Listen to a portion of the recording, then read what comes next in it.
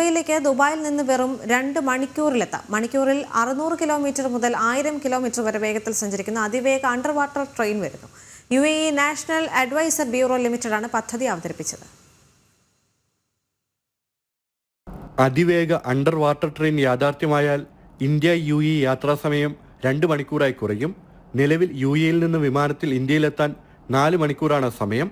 2000 kilometre ദൂരത്തിലാണ് Dubai Mumbai നഗരങ്ങളെ rail വഴി ബന്ധിപ്പിക്കുക.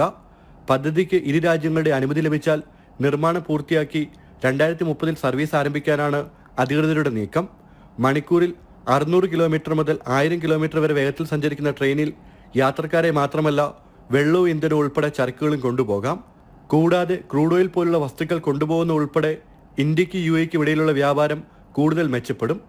യാത്രയ്ക്കും ചരക്ക് നീക്കത്തിന് ഉപകരിക്കുമെന്നതിനാൽ ഇരു രാജ്യങ്ങൾക്ക് മാത്രമല്ല റെയിൽ കടന്നുപോകുന്ന ഇതര രാജ്യങ്ങൾക്കും ഗുണകരമാകുമെന്ന് UAE national adviser bureau limited അധികൃതർ പറഞ്ഞു.